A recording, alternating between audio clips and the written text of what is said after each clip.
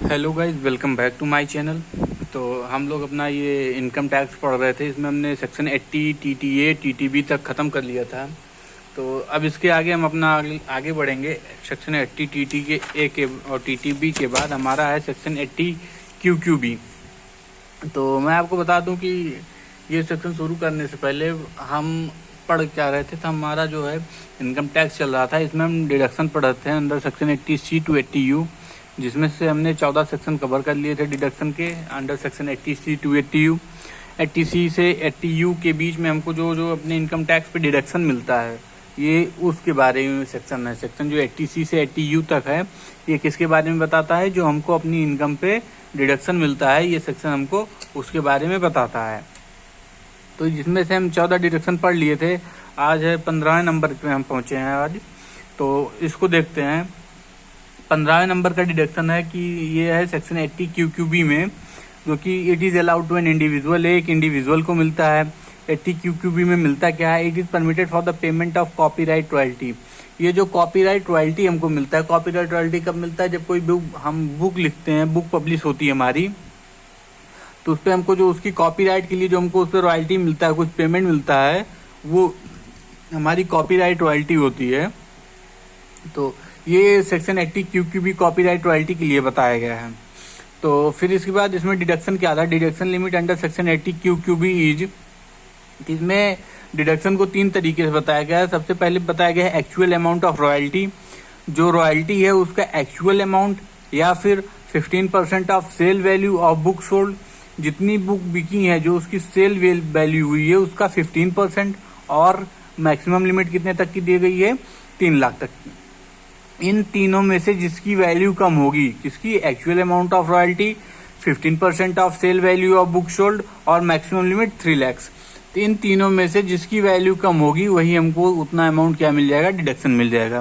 तो 80 क्यूक्यूबी में क्या बताया गया है? सबसे पहले देखेंगे ये मिलता किसको है।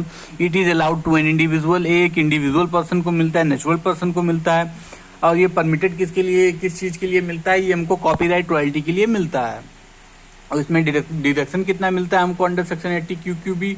तो 80 सेक्शन अंडर सेक्शन 80 क्यूक्यूबी के अंदर हमको 3 तरीके से, पहला है एक्चुअल अमाउंट ऑफ रॉयल्टी और 15% of sale value of book sold और maximum limit 3 lakh, whichever is less. तीनों में से जो कम होगा, इसमें से तीनों में से जो कम होगा, वही हमको डिडक्शन मिल जाएगा। जिसको अब एग्जाम्पल से देखते हैं कि sale value of book sold 2 lakh की है। सेल वैल्यू बुक सोल्ड कितने की है? 2 लाख की। एक्चुअल अमाउंट ऑफ रॉयल्टी कितना है? 16,000। Calculate deduction under section 80 क्यूक्यूबी। तो बुक्स यहाँ पे सेल वैल्यू ऑफ बुक कितनी है? 2 लाख पर एनम। और एक्चुअल अमाउंट ऑफ रॉयल्टी 16,000। और हमको यहाँ पे क्या निकालना है? डिडक्शन निकालना। मैक्सिमम लिमिट हमारी कितने की होती है? 3 लाख की, हमको पता है। तो एक्चुअल अमाउंट ऑफ रॉयल्टी 16,000 यहाँ पे है। उसके बाद फिर क्या है? Actual amount of royalty two, अब यहाँ सेल वैल्यू निकालना है। यहाँ पे सेल वैल्यू निकालना है, तो हमारी सेल वैल्यू कितनी दी गई? 2 लाख का। 2 लाख का कितना? 15%। तो 2 लाख का 15% हमारा कितना आ जाएगा? 30,000 आ जाएगा। और मैक्सिमम लिमिट ये हर जगह फिक्स रहेगी 3 लाख। तो 3 लाख, 30,000 और 16,000, तीनों में से जो कम होगा, तीनों में से हमारा कौन सा कम है? 16,000, 30,000, 3 लाख में से सबसे कम हमारा 16,000 है। तो ये जो 16,000 है, इतना अमाउंट हमको क्या मिलेगा? इतना हमको डिडक्शन मिल जाएगा अंडर सेक्शन 80 क्यूक्यूबी। ये हमारा सेक्शन 80 क्यूक्यूबी था। अब इसके आगे हम बढ़ते हैं। 16 नंबर पे हमारा सेक्शन है सेक्शन 80 RRB। तो हमने क्यूक्यूबी देखा। अब उसके बाद हमारा आता है सेक्शन 80 RRB। तो इसमें क्या आता है? It is allowed to an individual. सबसे पहले हम देखेंगे ये मिलता किसको है। ये एक इंडिविजुअल, एक नेचुरल पर्सन को मिलता है। It is permitted for the payment of patent right royalty. Patent right royalty के लिए हमको जो पेमेंट मिलता है, वो हमारा किस में आता है? Section 80 RRB। Patent right royalty, जैसे हम किसी चीज को अपना पेटेंट करवा ले, उसको कोई यूज करके कोई प्रोडक्शन करे, उस पर हमको जो रॉयल्टी मिलेगा, वो किस पे हो जाएगा? वो पेटेंट राइट रॉयल्टी हो जाएगा। उस पे हमको किस सेक्शन के अंडर डिडक्शन मिलेगा? Section 80 RRB। तो इसमें डिडक्शन लिमिट कैसे डिसाइड की जाती है? इसमें बताया जाता है कि जो एक्चुअल अमाउंट ऑफ रॉयल्टी है और मैक्सिमम लिमिट 3 लाख, उन दोनों में से जो कम हो, मतलब 15% ऑफ सेल वैल्यू यहाँ पे हट जाएगा, जो कि क्यूक्यूबी में था। तो एक्चुअल अमाउंट ऑफ रॉयल्टी और मैक्सिमम लिमिट दोनों में से जो कम होगा, तो अगर ये ज्यादा है ये कम है तो ये हो जाएगा, अगर ये ज्यादा है ये कम है तो ये हो जाएगा, इतना हमको डिडक्शन मिलेगा। फिर से देखते हैं, ATRRB ये इंडिविजुअल को मिलता है, पेटेंट राइट रॉयल्टी के लिए मिलता है। इसमें डिडक्शन दो तरीके से बताया गया है, एक तो एक्चुअल अमाउंट ऑफ रॉयल्टी या मैक्सिमम लिमिट, दोनों में से जो कम होगा उतना हमको डिडक्शन मिल जाएगा। इसको भी एग्जांपल से देखते हैं एक क्वेश्चन के साथ। Royalty paid for the patent right 20% of income from patent right. Royalty हमको मिली कितनी है, 20% of income from patent right. Patent right से हमारी जो इनकम हुई है उसका 20%। Income from patent right is 10 lakh. Calculate deduction limit under section 80 RRB। हमको इनकम कितने की हुई, 10 लाख की, और रॉयल्टी कितनी मिली पेटेंट राइट पे, 20% of income from patent right. Patent right से हमको जितनी इनकम हुई है उसका 20%, तो इनकम कितनी हुई, 10 लाख। तो actual amount of royalty 10 lakh का 20%, 2 लाख। समझ आए ना ये 20% क्यों हुआ, क्योंकि ये कहा क्या गया, royalty paid for patent right. Patent right के लिए हमको कितनी रॉयल्टी मिली, 20%। 20% किसका, income from patent right. Income from patent right जो ये 10 लाख रुपए है, इसका हमको कितना मिलेगा, 20% मिलेगा। तो एक्चुअल अमाउंट ऑफ रॉयल्टी कितना है, 10 लाख का 20%, 2 lakh.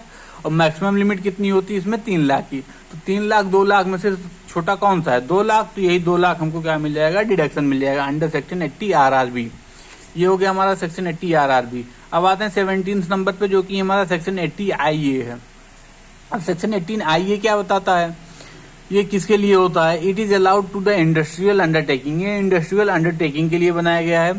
It is permitted for the payment in respect of development of industrial infrastructure. ये मतलब ये किसके लिए परमिट किया गया, payment in respect of development of industrial infrastructure, industrial park, telecom sector and special economic zones. इसमें मेनली बताया गया है कि ये जो हमारा इंडस्ट्रियल इंफ्रास्ट्रक्चर है और इंडस्ट्रियल पार्क्स है और टेलीकॉम सेक्टर है या फिर हमारा ये स्पेशल इकोनॉमिक जोन्स है, इन तीनों चारों चीजों के लिए जो डेवलपमेंट के लिए हमको जो पेमेंट किया जाता है वो हमारा सेक्शन 80 IA में आता है। तो इसकी डिडक्शन लिमिट क्या है, इसकी डिडक्शन में 100% of profit up to 10 year, after 10 year 30% of profit. अब इसको समझेंगे कि 100% profit of up to 10 year ये होता क्या है। जैसे मान लीजिए आपका बिजनेस 2023 में इनकॉर्पोरेट हुआ है, तो जब आपके बिजनेस की इनकॉर्पोरेशन से लेके 10 साल तक, 2023 में इनकॉर्पोरेट हुआ है मतलब 2043 तक, 10 साल तक क्या होगा कि आपको जितना प्रॉफिट होगा वो 100% डिडक्शन में आएगा। लेकिन 10 साल के बाद 2043 के बाद 2043 कह रहा हूँ सॉरी 2023 चल रहा है 2033, ठीक, तो 10%, तो 2023 से 2033 तक आपका 10 साल तक जितना भी प्रॉफिट होगा वो 100% डिडक्शन में आएगा। लेकिन 2033 के बाद से 10 साल के बाद से जितना भी प्रॉफिट आएगा उसका 30% हमको क्या मिलेगा, डिडक्शन मिलेगा। फिर से समझते हैं इसको कि 100% ऑफ प्रॉफिट है क्या। 100% ऑफ प्रॉफिट का मतलब है कि जब से हमारा बिजनेस इनकॉर्पोरेट हुआ है उस डेट से लेकर अगले 10 साल तक, अगले 10 साल तक हमको जो भी प्रॉफिट होगा वो 100% क्या होगा, डिडक्शन में मिल जाएगा हमको। लेकिन उस पर 100% डिडक्शन मिल जाएगा। लेकिन क्या है कि अगले 10 साल के बाद हमको जितना प्रॉफिट होगा उसका 30% हमको क्या मिलेगा, डिडक्शन मिलेगा। 100% फिर नहीं मिलेगा, 30% ऑफ प्रॉफिट हमको डिडक्शन मिलेगा। ये सेक्शन 80 IA कहता है। उसके बाद क्या है, उसके बाद हमारा अगला सेक्शन आता है 18 नंबर पे, सेक्शन 80P। तो 80P में क्या है कि ये किसको अलाउ किया जाता है, it is allowed to only for cooperative societies. ये सिर्फ और सिर्फ किसको मिलता है, कोऑपरेटिव सोसाइटीज को मिलता है। और section 80P can be classified into 2 part. ये जो सेक्शन 80P है ये जो कोऑपरेटिव सोसाइटी को मिलता है ये 2 पार्ट्स में कैटेगराइज किया गया है। सबसे पहले पे हमारा जनरल डिडक्शन, दूसरा है हमारा स्पेसिफिक डिडक्शन और स्पेशल डिडक्शन। तो सबसे पहले हम अपना जनरल डिडक्शन देखेंगे। जनरल डिडक्शन क्या होता है, तो जनरल डिडक्शन, अब जनरल डिडक्शन किसको मिलेगा, it is allowed to consumer cooperative society. Consumer cooperative society को जनरल डिडक्शन मिलेगा। और इसमें मैक्सिमम लिमिट ऑफ डिडक्शन कितनी है, 50,000 पर एनम। इसमें मैक्सिमम लिमिट ऑफ डिडक्शन हमारी है 50,000 पर एनम। इसके बाद हमारा आ जाता है स्पेसिफिक डिडक्शन। स्पेसिफिक डिडक्शन में क्या होता है, it is if any deduction is connected from following business activities then in this case specific deduction are applicable. मतलब कुछ केसेस बताए गए हैं, अगर उस केसेस से कोई भी बिजनेस एक्टिविटीज कनेक्ट करेगी तो क्या हो जाएगा, उस पर हमको डिडक्शन मिलेगा। जैसे कि पहला केस हमारा फिशरीज बिजनेस एक्टिविटी, जो फिशरी बिजनेस एक्टिविटीज हैं जैसे फिशेस को लेके, इनकी जो बिजनेस एक्टिविटी होगी वो उस पर हमको क्या मिलेगा, डिडक्शन मिलेगा अंडर सेक्शन 80P। किसके अंदर मिलेगा, 80P के अंदर। उसके बाद फिर हमारा है मार्केटिंग ऑफ एग्रीकल्चर प्रोडक्ट्स, जो एग्रीकल्चर प्रोडक्ट्स की हम मार्केटिंग करेंगे उस पर हमको क्या मिलेगा, डिडक्शन मिलेगा। एग्रीकल्चर प्रोडक्ट्स पे, सेल पे नहीं, मार्केटिंग पे ध्यान दीजिएगा, टर्म्स को ये ध्यान दीजिएगा। मार्केटिंग ऑफ एग्रीकल्चर प्रोडक्ट्स, इस पे हमको क्या मिलेगा, डिडक्शन मिलेगा। Supply of milk, vegetable and fruits, ये जो मिल्क का, दूध का, सब्जी का, फल का हम सप्लाई करते हैं, इस पे भी हमको क्या मिलेगा, इस पे डिडक्शन मिलेगा। उसके बाद बैंकिंग बिजनेस एक्टिविटीज, ये जो हमारी बैंकिंग बिजनेस एक्टिविटीज है इस पे भी हमको क्या मिल जाएगा, इस पे भी हमको डिडक्शन मिल जाएगा। उसके बाद हमारा लास्ट सेकंड है disposal of worker by approved agency. Disposal of worker by approved agency, इसका क्या मतलब होता है, सबसे पहले इसको समझते हैं। Disposal of workers by approved agency का मतलब है, जैसे कि अब एक नया बिजनेस चल रहा है कि कुछ एजेंसीज कुछ ऐसी खुल रही हैं जो कि वर्कर सप्लाई करती हैं। मतलब वर्कर वहां जाएंगे, उस एजेंसी में रजिस्टर हो जाएंगे, तो जहां पे कहीं पे काम होगा वो एजेंसी क्या करेगी, वर्कर्स की सप्लाई करेगी वहां पे जहां पे वर्कर्स की जरूरत होगी। ये होता है disposal of worker by the approved agency. उसके बाद इस पे हमको क्या मिलेगा, इस पे हमको डिडक्शन मिलेगा अंडर सेक्शन 80P। उसके बाद हमारा आता है कॉटेज इंडस्ट्री, ये लास्ट है। कॉटेज इंडस्ट्री पे भी हमको क्या मिलेगा, वो डिडक्शन मिलेगा। तो ये थे हमारे स्पेसिफिक डिडक्शन की लिस्ट। अगर इन सब ये 6 चीजों से रिलेटेड कोई भी बिजनेस एक्टिविटीज है तो वो क्या होगी, उस पर हमको क्या मिलेगा, डिडक्शन मिलेगा। और फिर डिडक्शन की लिमिट देख लेते हैं। According to section 80P in specific deduction 100% of income of cooperative society are allowed at deduction. ये सब जो है ये हमारी कोऑपरेटिव सोसाइटीज हैं, इसकी जो इनकम होगी वो 100% हमको उस पर क्या मिलेगा, डिडक्शन मिलेगा। इसमें किसके अंडर डिडक्शन मिलेगा, सेक्शन 80P के अंडर हमको क्या मिलेगा, इस पर डिडक्शन मिलेगा। तो ये था हमारा स्पेसिफिक डिडक्शन। एक बार हम फिर से इसको शुरू से रिवाइज करते हैं जो हमने आज पढ़ा है। सबसे पहले हमने पढ़ा कि सेक्शन 80QQB, इसमें क्या होता है, it is allowed to an individual, ये सिर्फ एक इंडिविजुअल को मिलती है। और ये किस लिए मिलती है, कॉपीराइट रॉयल्टी के लिए मिलती है। और इसमें डिडक्शन लिमिट क्या है कि एक्चुअल अमाउंट ऑफ रॉयल्टी और 15% of sale value of book sold और मैक्सिमम लिमिट व्हिचएवर इज, तीनों में से जो कम होगा उसमें हमको क्या मिल जाएगा, डिडक्शन मिल जाएगा। इसके बाद हमारा आता है सेक्शन 80RRB। सेक्शन 80RRB में क्या है, ये किसको मिलता है, ये भी एक इंडिविजुअल को ही मिलता है। और इसमें क्या है, ये किसके लिए मिलता है, it is permitted for the payment of patent right royalty. Patent right royalty के लिए मिलता है। इसमें डिडक्शन लिमिट हमारी कितनी है कि एक्चुअल अमाउंट ऑफ रॉयल्टी और मैक्सिमम लिमिट दोनों में से जो कम होगी। इसके बाद 80IA आता है, section 80IA। It is only allowed to the industrial undertaking, ये इंडस्ट्रियल अंडरटेकिंग को मिलता है।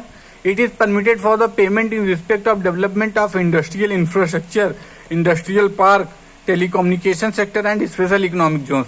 इन सब चीजों को डेवलपमेंट करने के लिए जो पेमेंट हम करते हैं वो हमारा सेक्शन 80IA के अंदर आता है। इस पे डिडक्शन कैसे मिलेगा, अगर मान लीजिए हमारा जो बिजनेस है वो शुरू के 10 साल में हमको उस पर कैसे डिडक्शन मिलेगा कि 100% ऑफ प्रॉफिट हमको क्या मिल जाएगा, डिडक्शन। अगर मान लीजिए हम 1 लाख प्रॉफिट अर्न किए तो 1 लाख पूरा हमको इस पे क्या मिल जाएगा, डिडक्शन मिल जाएगा। 1 लाख हमारा टैक्स फ्री हो जाएगा। और 10 साल के बाद की क्या कंडीशन है कि 10 साल के बाद हमको प्रॉफिट जितना होगा, जैसे मान लो जो वही एग्जांपल लेते हैं, 1 लाख का प्रॉफिट हुआ तो वही 1 लाख का 30%, उस पे हमको क्या मिलेगा, डिडक्शन मिलेगा। 1 लाख का 30% यानी 30,000, तो 30,000 पे हमको क्या मिलेगा, डिडक्शन मिलेगा। बाकी सब कौन सा हो जाएगा, टैक्सेबल हो जाएगा। इसके बाद हमने पढ़ा सेक्शन 80P।